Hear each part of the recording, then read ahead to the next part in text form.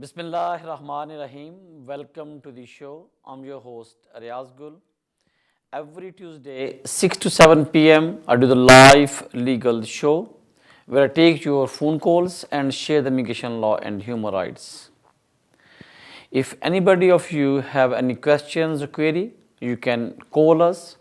But in case your matter is refused or is pending in the court or the home office, or you have need a detailed advice, so it's better either you can email me or is you come in office and see us, so then we'll be in a better position to get advice after going through all the paperwork. And at the same time, I would like to be appreciate and thanks to all the people who just sharing our social medias and appreciating our services. Last week we discussed about the European nationals and their dependent rights of work after the Brexit grace period, which is going to be start from the 1st January 2021. But today I would like to be share just a brief information about the work permit work skilled worker visas, which is going to be start or which is already have, but there's outlines the government set on the 24th of September. Issue the one on the 24th of September, government issue the publish a policy. Under that policy, the government say if anybody want to start the work in the UK under the skilled worker, they also need a sponsor license. Some people are confused or thinking maybe is without sponsor license, but one the fact is clear, if anybody want to start the work or want to come in the UK under the work permit, which is called as a tier 2 or tier 5, they need to get the sponsor license for the employer who are registered with the home office. The good thing is for the work people is they reduce the amount of the salary or the threshold of the salary, which was 36,000 in the beginning. But now due to the COVID-19 and by the new policy, the government say from the 1st of January, if anybody want to come in the UK, the salary threshold will be 25,600.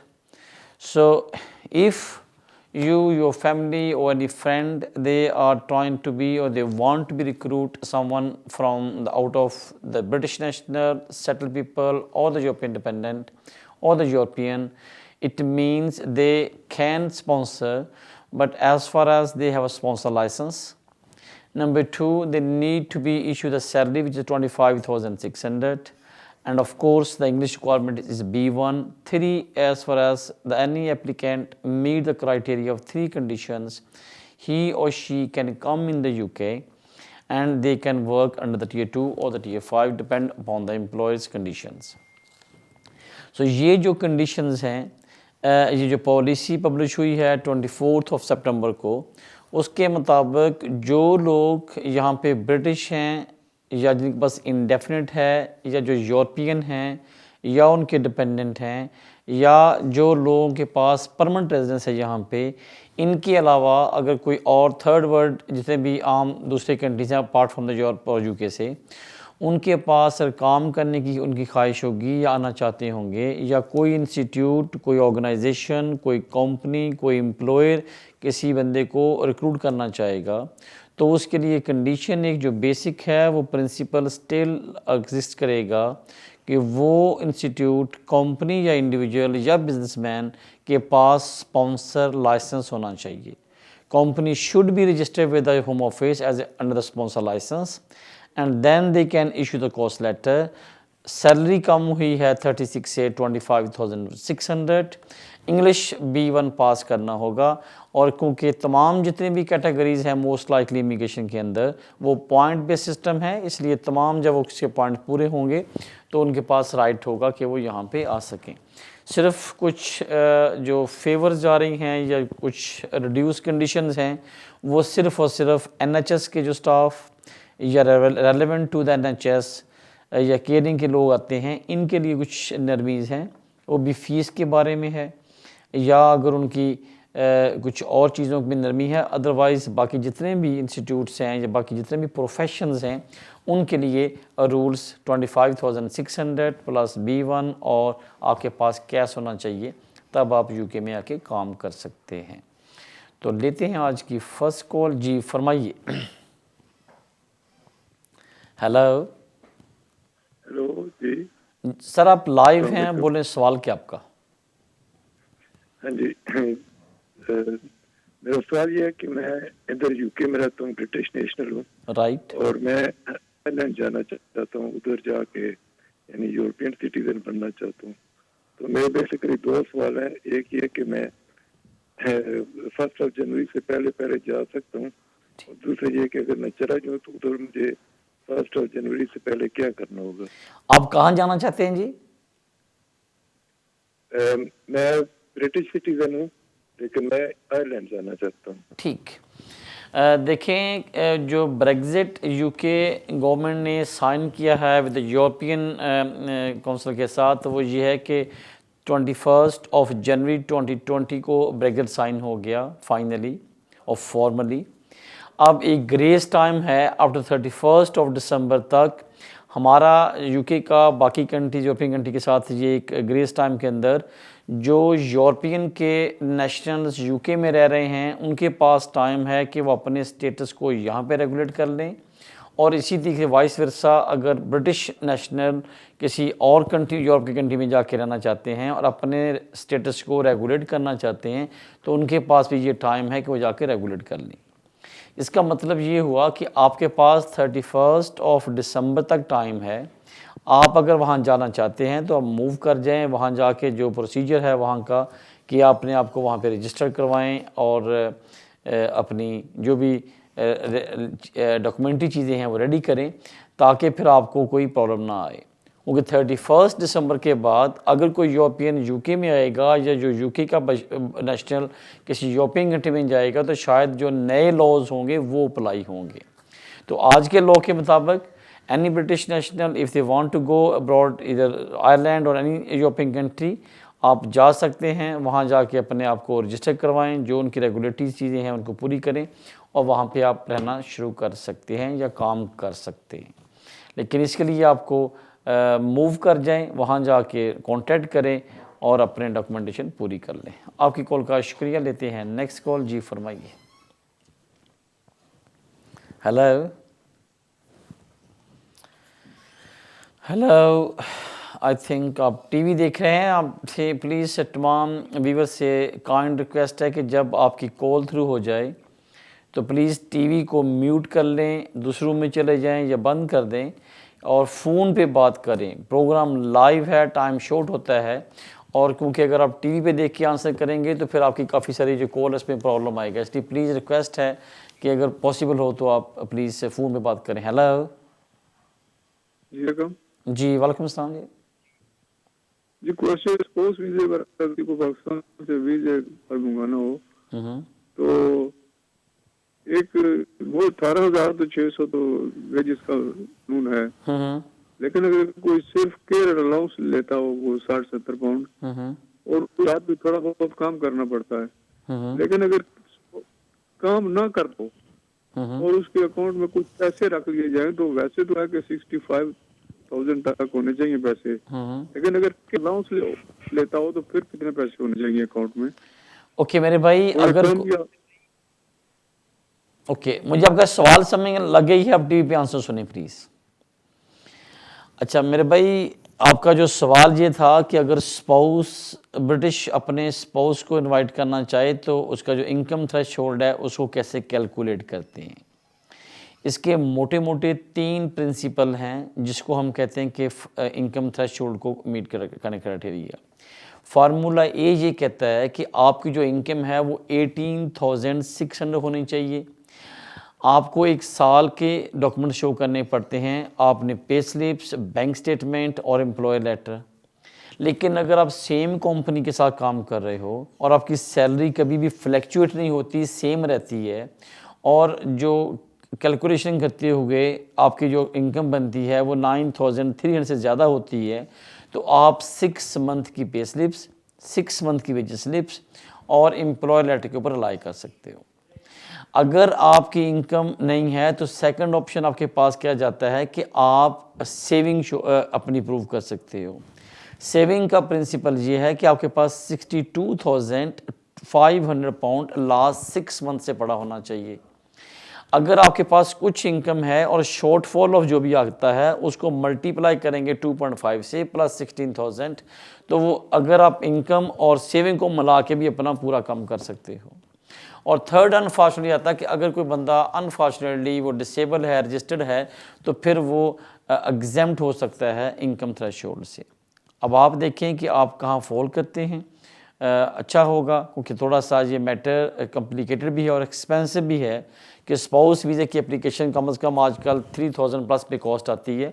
तो make sure करें कि ये ना हो कि पैसे लगाएं, refuse हो, फाइनेंशियली लॉस हो और आपके ऊपर रिफ्यूज़ल का है, तो पहले चेक कर लें, किसी से डिस्कस कर लें, फिर अप्लाई करें, वो आपके लिए बेहतर होगा। आपकी कॉल का शुक्रिया। टाइम हुआ ब्रेककास्ट विद अस, मिलते हैं वक्फे के बाद। Welcome back after break. लेते हैं कॉल। जी फरमाइए। हेलो जी जी, अस्सलाम वालेकुम।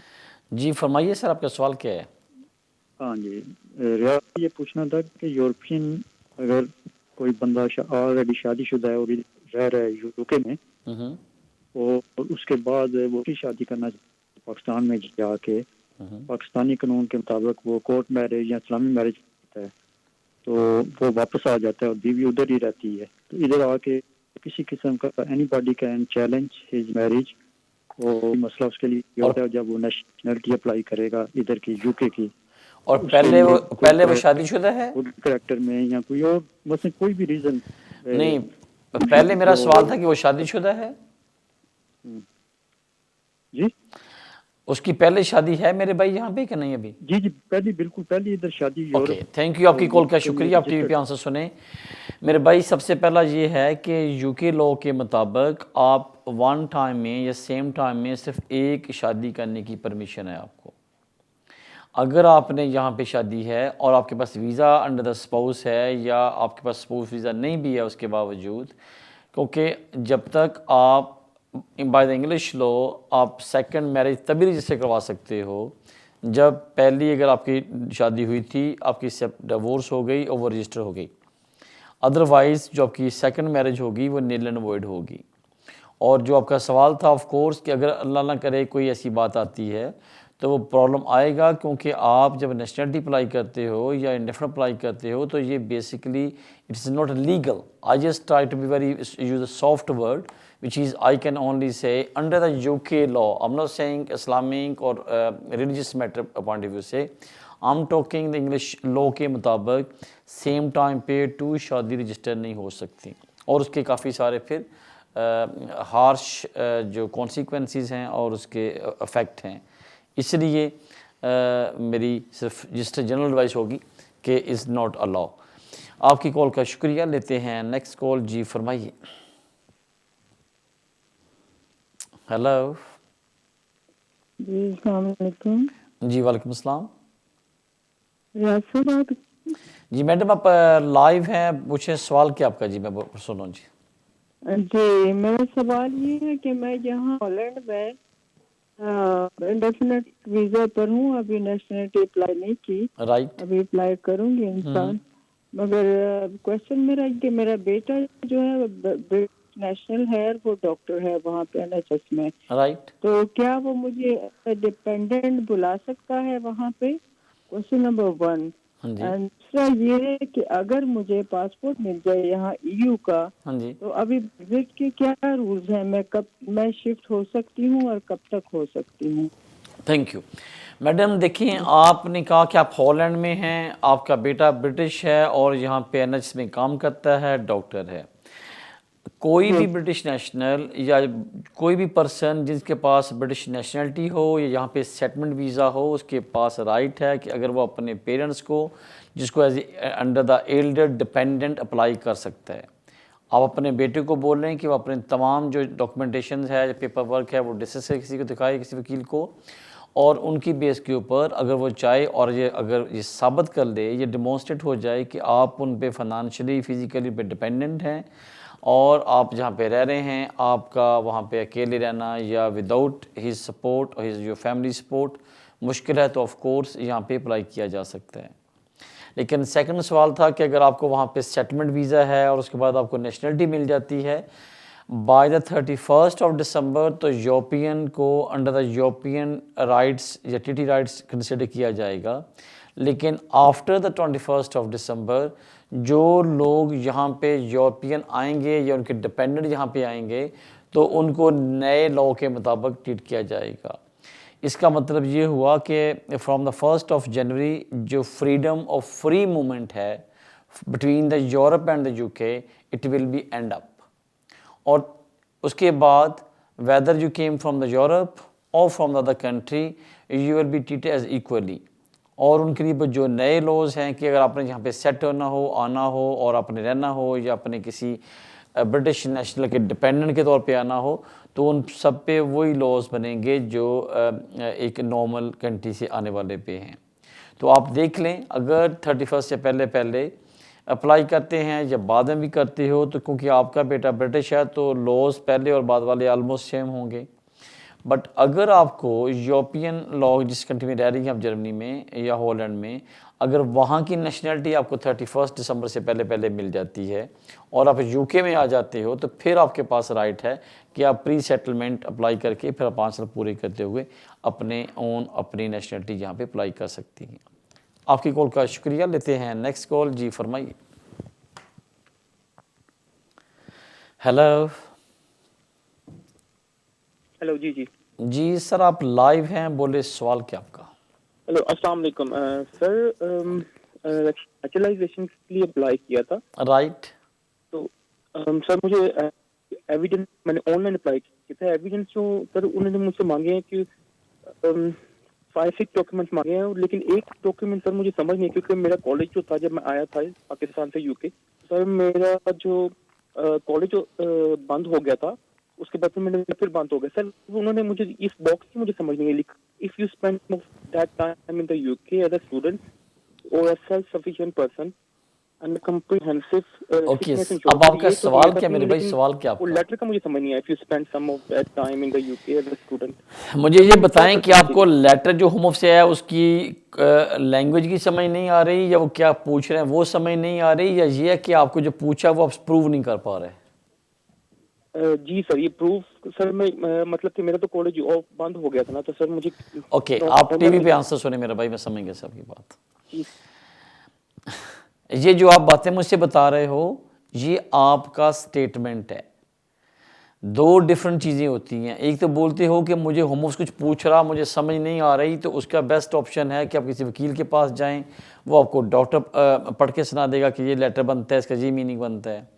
पर मुझे लगता है कि आपको समझ आ गई है या आप अंडरस्टैंड कर रहे हैं माशाल्लाह कि क्या वो पूछ रहे हैं, लेकिन आपके पास उसकी रीज़न बताना चाहते हो।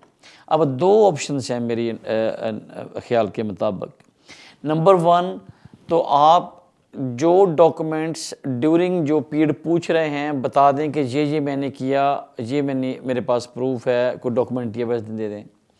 अगर आपके पास नहीं है तो आप अपना एक एफिडेविट या एक स्टेटमेंट सर्टिफाइड या दे सकते हो कि मैं इस डेट को इस कंट्री में आया था और from this date to this date मैंने ये कोर्स किया और उसके बाद मैंने ये किया, और मैंने कभी लास्ट 10 years में number 1 I never be over stay in the UK and I always make the application prior to my expire my leave, और हमेशा मैं यहाँ पे लीगल रहा हूँ। जो टाइम आप पूछ रहे हो उस वक्त मैं स्टूडेंट था फ्रॉम दिस कॉलेज, लेकिन अनफॉर्चुनेटली मेरे पास डॉक्यूमेंट्री एविडेंस नहीं है, तो मेरी इस स्टेटमेंट को ट्रू समझते हुए मेरे केस को कंसिडर किया जाए। ये एक आपके केस में ऑप्शन हो सकती है। इसके लिए बेस्ट होगा कि जो होम ऑफिस का लेटर आया है उसको लेके और जो आपके पास चीज़ें माइंड में हैं या आपके पास हैं उसको नोट बना के किसी भी सॉलिसिटर के पास या फर्म में चले जाएं, उनको दिखाएं, वहाँ पे एक अपना एफिडेविट बना के लगाएंगे तो वो मेरे ख्याल में आपके लिए सूटेबल होगा। अदरवाइज़ जो अवेलेबल डॉक्यूमेंट्स होंगे होम ऑफिस के पास उनको कंसिडर करते हुए आपकी एप्लीकेशन पर डिसीजन आ जाएगा। अगर अनफॉर्चुनेटली इस वजह से आता कि उन्होंने सवाल पूछा, आपने आंसर नहीं दिया या एक रीज़नेबल आप जस्टिफिकेशन नहीं दे सके, तो उस पे फिर आपको उस डिसीजन को चैलेंज करना आपके लिए मुश्किल भी हो जाएगा और वो आर्गुएबल भी नहीं होगा। क्योंकि जो नेशनलिटी है ये होम ऑफिस की डिस्क्रिशन पावर्स हैं, लेकिन ऑफ कोर्स वो कंसिडर करते हैं लॉज को भी, लेकिन उसके बावजूद नेशनलिटी के रिफ्यूज़ल अगर किसी सॉलिड ग्राउंड पे हो तो उसको आर्गुएबल करना या उसको चैलेंज करना काफ़ी मुश्किल होता है। तो मेक श्योर करें, टाइम वेस्ट ना करें, पैसे ज़ाय होंगे, तो इसलिए क्विक एक्शन आपको रिक्वायर्ड है। आपकी कॉल का शुक्रिया, लेते हैं नेक्स्ट कॉल। जी फरमाइए। हेलो। हेलो जी फरमाइए। हाय रियाज। Hello sir. मेरा एक क्वेश्चन है जी प्लीज। तो I am here in Scotland with ICT tier 2 visa. Right. I am an IT professional. Okay, so because I have a 2 years of validity with my COS certificate, so I just want to know whether I can apply general visa or जो UK government अभी announce किया वो इमैंग system जो based Jan 2021 से जो चालू होने वाला है, so whether I can apply that और going back to my other country to serve the cooling period. Thank you, my friend. Much appreciate. I got your question. Don't worry, you can listen on the TV now. My friend, really much appreciate. I think normally I receive one calls every program for the ICT. This is very clear principle, and 99% the people who live in the UK under the ICT visa, they well cleared and they well known that the ICT unfortunately not a switchable category.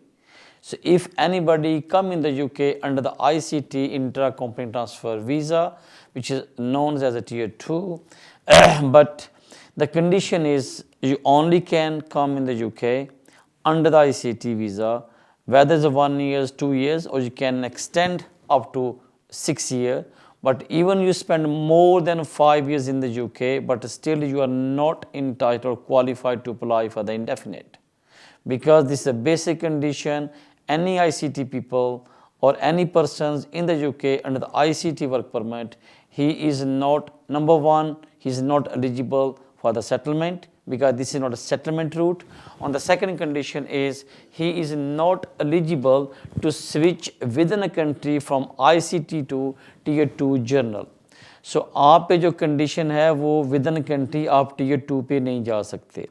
And third condition ये है कि the minute you finish your visa expire, before the expiring you leave the country and you have a 12-month restrictions, which is called is a cooling period. You can't re-enter under the tier 2 journal within a 12 months. So you have to have away from the UK for more than 12 months.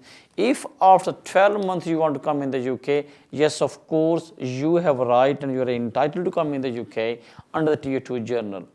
So I believe, my friend, in the reference to your question, a lot of viewers and the caller, they are watching us or listening us, they understand this is very clear 3 conditions and restrictions. One, you can't apply for settlement under the ICT. Number 2, you can't switch within a country. Number 3, you have a condition or schooling period of 12 months, then you can apply. The reason is, let me go back on this very strict conditions. In old days, the people used to come in the under ICT, and within a country they can switch from ICT to tier 2 journal, then the employer will be unfortunately very upset. Same thing happened, people they came under the ICT, they just applying on another company, leave the country, get the NT clearance, very next day he can join the other company. So that's why the government, with the support of the employees, they put these conditions in 2014 April sometimes. From the April these condition was imposed. Now all the ICT people, unfortunately, they have no right to apply for the settlement. Yes, there is a loophole, but if any people live in the UK with the children for the 7 years, so whatever the time you spend, it will be considered. Then under the human rights application can be made. Otherwise, under the immigration rules, unfortunately, with a very, I can only use the word is slim chance to get the regulate your status within a country by switching or by going to the tier 2 journal. Thanks for call. बढ़ते हैं next call की तरफ। जी फरमाइए। Hello hello जी। जी sir, आप live हैं, पूछें सवाल क्या आपका। जी अस्सलाम वालेकुम सर। वालेकुम सलाम जी। सर मेरे 2 क्वेश्चन हैं। Please please.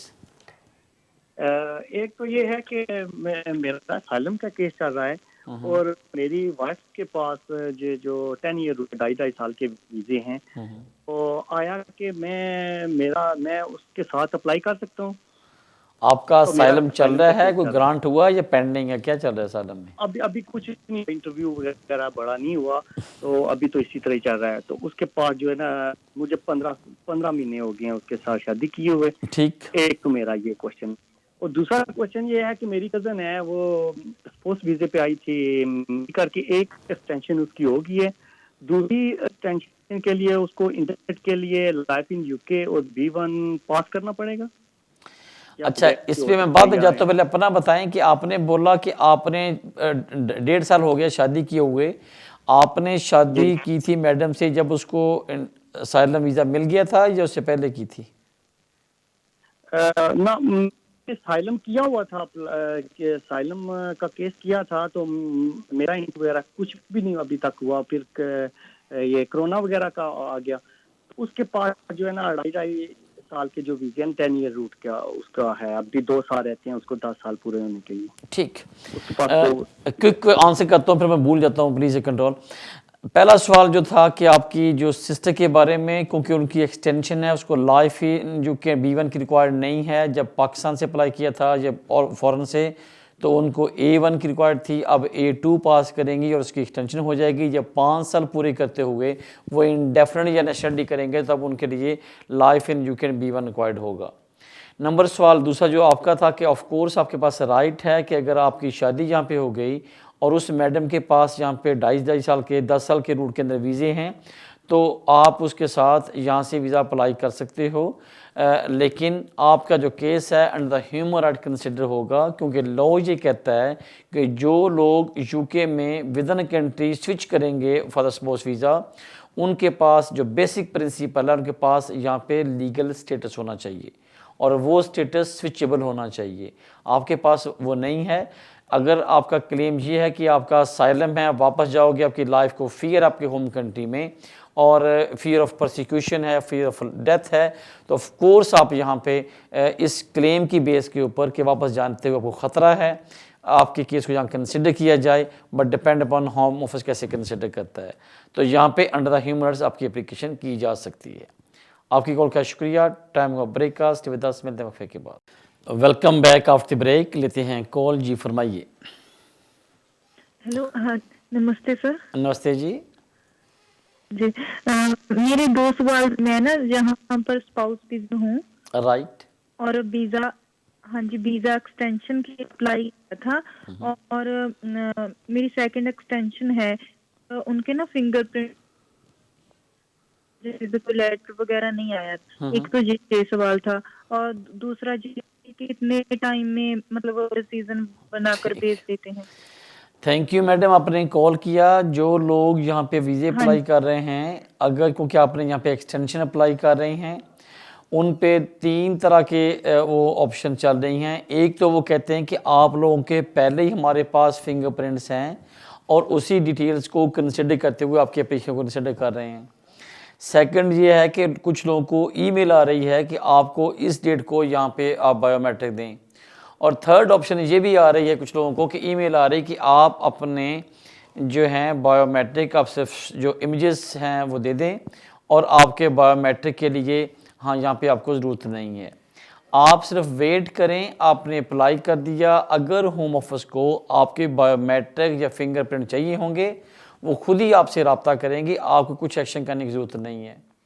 नंबर 2, टाइम कितना लग रहा है? ये नॉर्मल 3 से 4 माह लगते थे, आजकल कोविड की वजह से कोरोना वायरस है, पता नहीं क्या पोजीशन जा रही हो, इस पे टाइमिंग के बारे में कुछ आंसर नहीं कर सकता। लेकिन अगेन 4 to 6 मंथ के अंदर आपका जो स्पाउस वीज़ा है उसकी एप्लीकेशन कंसिडर हो जानी चाहिए, डिपेंड अपॉन के क्या उनके मामला जा रहे हैं होम ऑफिस के। आपकी कॉल का शुक्रिया। लेते हैं नेक्स्ट कॉल। जी फरमाइए।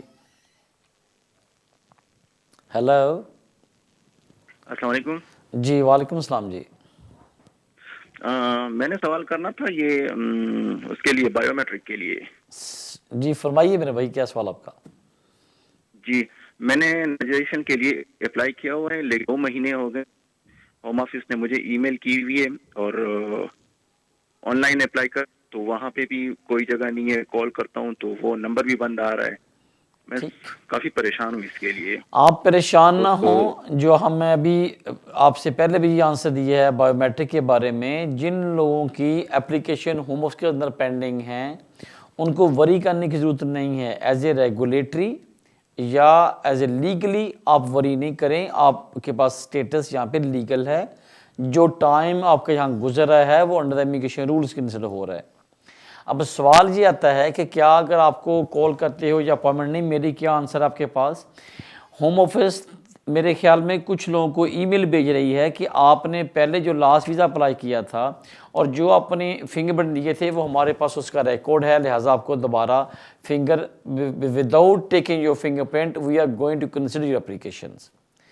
कुछ लोगों को ईमेल आ रही है कि आप एप्लीकेशन डाउनलोड करें उसको और ऐप के ऊपर अपने बायोमेट्रिक करें। कुछ लोगों को ये आ रहा है कि ठीक है हम आपको अपॉइंटमेंट बुक करवानी पड़ेगी। अब डिपेंड करता है कि आपको किस तरीके से वो कंसिडर करते हैं। ये रैंडमली डिफरेंट कैटेगरी में जाके असेस की जा रही हैं एप्लीकेशंस। तो मेरे भाई आप वेट करें, आपको या आपके सॉलिसिटर को कम से कम कोई ईमेल या फ़ोन ज़रूर आएगा कि आपके डॉक्यूमेंट्स हमें मिल गए, एप्लीकेशन मिल गई, फ़ीस हमने चार्ज कर ली और आप हम बायोमेट्रिक दें ताकि हम आपके केस को डिसाइड करें, या हम ये करें तो जो भी करस्पॉन्डेंस होगा वो आपके साथ लाजमी कम्युनिकेट करेंगे। तो आप वेट एंड सी और अपने वकील के साथ राब्ते में रहें। आपकी कॉल का शुक्रिया, लेते हैं नेक्स्ट कॉल। जी फरमाइए। हेलो। हाँ जी भैया, मैंने एक सवाल पूछना है। मैं ना या 2013 में आया था, मेरे पास बायोमेट्रिक कार्ड है, मेरी वाइफ जर्मन, मेरे बच्चे 4 के बाद जर्मन नेशनलिटी है। मुझे करने की कोई जरूरत है, मतलब जैसे चलता रहे ऐसे ही चलना चाहिए? आपके पास क्या है यहाँ पे वीजा मेरे भाई? बायोमेट्रिक कार्ड है। नहीं, जर्मन कौन है आप में से? जर्मन मेरी वाइफ है और मेरे बच्चे हैं। और आप उनके डिपेंडेंट हो? हाँ जी, मैं अपनी वाइफ के बेस पे यहाँ आया हूँ। राइट। जो लोग यहाँ पे, जैसे आपने बोला जर्मन है आपकी वाइफ, और आपके बच्चों को और आपकी वाइफ को यहाँ पे प्री सेटलमेंट वीज़ा अप्लाई करना पड़ेगा। सेटलमेंट वीज़ा और प्री सेटलमेंट दोनों सूरतों में आ रहा है कि जो यूरोपियन हैं या उनके डिपेंडेंट हैं उनको प्री सेटलमेंट और सेटलमेंट वीज़ा अप्लाई करें, ताकि 5 साल पूरे करते हुए या जब से आप यहाँ रह रहे हो, अगर 5 साल आपको हो गए हैं तो आपके पास राइट है कि परमानेंट रेजिडेंस अप्लाई कर सकते हो। और जितने भी यूरोपियन जो यहाँ पे रह रहे हैं वो जर्मन नेशनल हैं या किसी भी यूरोपियन कंट्री से यहाँ पे रह रहे हैं, उनको 31 अगस्त से पहले अपने आप को रजिस्टर करवाना पड़ेगा। और जो लोग आएंगे तो अप्लाई कर लेंगे, लेकिन लोग जो रह रहे होंगे उनके पास 6 मंथ और होंगे। तो इसलिए आपकी कंडीशन है कि अगर आपने या आपकी वाइफ ने और बच्चों ने रजिस्टर नहीं करवाया तो आप अपने आप को प्री सेटलमेंट चेक करने क्वालिफाइड करते हैं, या सेटलमेंट पे क्वालिफाइड करते हैं, या पीआर पे क्वालिफाइड करते हैं। तो जिस कैटेगरी में फॉलो करते हैं वो वीज़ा अप्लाई करके अपने आप को यहाँ पे रजिस्टर करवा लें। अदरवाइज़ जो लोग यहाँ पे रह रहे हैं यूरोपियन या उनके डिपेंडेंट, वो जून 2021 के बाद फिर उनके लिए प्रॉब्लम आएगा। ये ग्रेस टाइम है। ये 2 डेटें बड़ी लोगों के माइंड में सवाल आ रहा है। जो 31 दिसंबर है वो टाइम है कि कोई यूरोपियन यूके में आ सकता है और आके यहाँ पे अपनी एप्लीकेशन कर सकता है।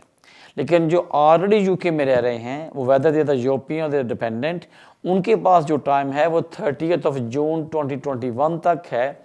अगर वो यहाँ पे रहते हुए ऑलरेडी रह रहे हों या ऑलरेडी यूके में हैं तो वो अपने स्टेटस को रेगुलेट कर सकते हैं बाय द 30 जून 2021। तो इसलिए आप देख लें आप किस कैटेगरी में फॉल करते हैं और वो ताकि अप्लाई कर सकें। आपकी कॉल का शुक्रिया, लेते हैं नेक्स्ट कॉल। जी फरमाइए। हेलो। हेलो सर, आप लाइव हैं, सवाल क्या आपका? मैं वेट कर रहा हूँ जी। सर जी आप वेट ना करें, सवाल पूछें, टीवी बंद करें। सवाल क्या आपका? अच्छा, टीवी तो बंद है। हेलो। ओके, जी मेरे भाई, हेलो, सवाल क्या आपका? अस्सलामुअलैकुम। वालेकुम सलाम सर, वालेकुम सलाम। अच्छा, मेरा सवाल सर इस तरह है कि हमारे पास ना बेल्जियम नेशनैलिटी थी और हम जहाँ पर तकरीबन 14 साल से रह रहे हैं यूके के अंदर। मुल्क में। मेरी वाइफ पाकिस्तान से आई थी, तो हमने इधर लीव टू रिमेन अप्लाई किया और ले लिया, राइट, हमें मिल गया लीव टू रिमेन। लेकिन जो है अब हम नेशनैलिटी के लिए या सिटीजनशिप के लिए अप्लाई करना चाहते हैं, तो डिफरेंट एडवोकेट से बात हुई है, तो वो डिफरेंट पेपर्स जो मांगते हैं, मुझे ये चाहिए कि एग्जैक्ट पेपर जो कि इमिग्रेशन के लिए जमा कराने हैं, वो कौन से कागजात हैं जो कि उधर जमा कराने हैं। आप टीवी तो वही कागज हैं जो कि हमने लीव टू रिमेन के लिए जमा कराए। अब मुझे सुने, छोड़े आप, आपका सवाल अब सुने फ़ोन पे, टीवी पे। मेरे भाई, जो आपने ये प्रूव करना है कि आप यूरोपियन नेशनल हैं और उसके तमाम डॉक्यूमेंट्स, आपको यहाँ पे सेटलमेंट वीज़ा मिल गया है और उसको कम से कम 12 मंथ हो गए हैं, उसका प्रूफ। नंबर 3, आपने life in UK and B1 पास करना है। जो लोग 18 साल से अबव हैं और 65 से नीचे हैं, उन तमाम फैमिली मेम्बर्स ने आपने life in UK and B1 पास करना है। अगर आपके बच्चों ने या किसी ने यहाँ से डिग्री की है, ग्रेजुएशन या मास्टर किया है, तो फिर वो B1 से एग्जाम्प्ट हैं, लेकिन उनको लाइफ इन यूके टेस्ट हर बंदे को पास करना होगा। और आप यहाँ पे रह रहे हैं, उसके डॉक्यूमेंट्री एविडेंस दें कि ये हमारे पास प्रूफ है, हम काम करते रहे हैं, ये हमारा बैंक अकाउंट है, ये हमारे यूटिलिटी बिल्स हैं। तो ये तमाम चीज़ें, जितने डॉक्यूमेंट्स दोगे वो आपकी फेवर में जाएगा, ताकि जो केस वर्कर है उसको ये डिसाइड करने में आसानी हो कि वाकई ये बंदा यूरोपियन नेशनल है, यूके में 16 साल से रह रहा है, इसको सेटलमेंट वीज़ा मिले हुए कम से कम 1 साल हो गया, इसने life in UK test pass कर लिया, इसके खिलाफ किसी किस्म की काउंटी कोर्ट जजमेंट या किसी का पॉइंट या कोई जुर्माना नहीं है, और इसका करैक्टर गुड एंड वाइज है, तो फिर आपको नेशनलिटी ग्रांट हो जाएगी। एप्लीकेशन करेंगे, फ़ीस पे करेंगे और उसके बाद डॉक्यूमेंट्री हो गया। क्योंकि कुड भी डिफरेंट सोलिसिटर डिफरेंट चीज़ें मांग रहा हो, लेकिन ये तमाम चीज़ें लेके जाएँ, किसी वकील के पास पहुंच जाएं, वो आपके लिए अप्लाई कर देगा। आपकी कॉल का शुक्रिया। लेते हैं नेक्स्ट कॉल। जी फरमाइए। हेलो, अस्सलाम वालेकुम। जी वालेकुम अस्सलाम सर। सर मेरा सवाल है कि मैं पार्टनर बेस रहने लगे हूँ, कोई 3 साढ़े 3 साल हो गए ने। मैं अपना केस जमा कराया हुआ है, कोई 2.5 साल हो गए चलता पाया केस मेरा। ਉਹ 2.5 ਸਾਲ ਹੋ ਗਏ ਚੱਲਦਾ, ਤੇ ਉਹਦੇ ਵਿੱਚੋਂ ਸਾਰੇ ਮੈਂ ਪੇਪਰ ਵਰਕ ਦਿੱਤਾ, ਇਕੱਠੇ ਰਹਿਣ ਲੱਗੇ ਆ। ਤੁਹਾਡੇ ਸਪਾਊਸ ਦਾ ਵੀਜ਼ਾ ਕੀ ਸਟੇਟਸ ਕੀ ਹੈ ਇੱਥੇ? ਜੀ ਤੁਹਾਡੀ ਪਾर्टनर ਦੇ ਕੋਲ ਨੈਸ਼ਨੈਲਿਟੀ ਕਿਹੜੀ ਹੈ? ਉਹਨਾਂ ਕੋਲ ਬ੍ਰਿਟਿਸ਼ है। ठीक, अब आपका सवाल क्या है प्लीज? सवाल ये है कि ਉਹਨਾਂ ਤਕਰੀਬਨ 2.5 ਸਾਲ ਮੇਰਾ ਕੇਸ ਚੱਲਦਾ ਪਿਆ, ਜਿਹੜੇ ਨੂੰ ਪੇਪਰ ਮੈਂ ਦਿੱਤੇ ਨੇ। ਉਸ ਤੋਂ ਬਾਅਦ 2019 ਵਿੱਚ ਸਤੰਬਰ ਵਿੱਚ ਉਹਨਾਂ ਆਖਿਆ 15 ਬੰਦਿਆਂ ਦੇ ਐਵੀਡੈਂਸ ਚਾਹੀਦੇ ਜਿਹੜੇ ਕਰੈਕਟਰ ਤੇਰੇ ਬਾਰੇ ਜਾਣਦੇ ਹੋਣ। ਉਹ ਮੈਂ ਉਹਨਾਂ ਨੂੰ ਭੇਜੇ ਨੇ, ਤਾਂ ਉਸ ਤੋਂ ਬਾਅਦ ਮੈਂ ਅਸੀਂ ਡਿਸੀਜਨ ਕਰਕੇ ਦੇਸਾਂ। ਉਸ ਤੋਂ ਬਾਅਦ ਅਪ੍ਰੈਲ ਵਿੱਚ ਉਹਨਾਂ ਆਖਿਆ ਐਂਡ ਆਫ ਅਪ੍ਰੈਲ ਤੇ ਅਸੀਂ ਤੈਨੂੰ 2020 ਵਿੱਚ ਅਸੀਂ ਤੈਨੂੰ ਡਿਸੀजन करके देसा। फिर अब सवाल क्या, कोई सवाल बताएं मुझे। मेरा भाई सवाल पूछे क्या आपका सवाल? ये डिसीजन यही पूछना है भाई ਉਹਦੇ ਬਾਰੇ ਚ ਕਿ इसके ਵਿੱਚ कोई जान है या मैं जरा एविडेंस मांगे है। अच्छा ओके, थैंक यू। आप टीवी पे आंसर सुने मेरा भाई। पहली बात तो ये है कि जो सवाल है अनफॉर्चुनेटली ये आपकी ना स्ट्रेंथ को वीक कर रहा है। एप्लीकेशन करने के बाद कभी किसी वकील से ये सवाल ना पूछें कि मेरे पास चांसेस क्या हैं, वीक हैं स्ट्रॉन्ग है। अगर मैं बोलूँ कि अल्लाह ना करे वीक है तो क्या वापस ले लोगे? नहीं लोगे आप। अगर बोलूँ स्ट्रॉन्ग है तो उसमें भी कोई फ़र्क नहीं पड़ेगा। देखिए आपने एप्लीकेशन कर दी है, अब सिर्फ एक सवाल पूछ सकते हो कि भाई क्या नॉर्मली कितनी देर लगती है। बाकी जो आपके पास जितनी आप बेस्ट एफर्ट कर सकते थे या जो बेस्ट डॉक्यूमेंट आप प्रोवाइड कर सकते थे या रीज़न दे सकते थे, वो अपनी एफर्ट कर दी है। Ball is in their court. अब उनके पास आपके डॉक्यूमेंट्स पड़े हैं, वो डिसीजन लेंगे। तो मेरे भाई वो ये सवाल के कितना स्ट्रॉन्ग केस है, वीक है, क्या चांसेस हैं, अब डिपेंड करता है बायोलॉजी होता है कि अगर आपने 2 साल इकट्ठे रहे हैं, आपके रीज़न है कि वापस नहीं जा सकते, यहाँ पे रहते हुए आपकी फैमिली या आपकी जो वाइफ है या अगर आपके बच्चे हैं आप पे डिपेंडेंट हैं, या आप समझते हो कि मेरा वापस जाके वीज़ा लेके आना अनरीजनेबल है ड्यू टू ABC, जो भी आपने या आपके वकील ने एक्सप्लेन किया होगा, अब उस पर कुछ चेंज तो हो नहीं सकता। एप्लीकेशन होम ऑफिस के पास पड़ी है, तो इसलिए आप एक ही मेरी आपको एडवाइस है कि प्लीज़ आप अपने वकील से राब्ते में रहें। अगर वो कोई डॉक्यूमेंट्स मांगता है तो उसको प्रोवाइड करें, या कोई रीज़न देता है वो करें।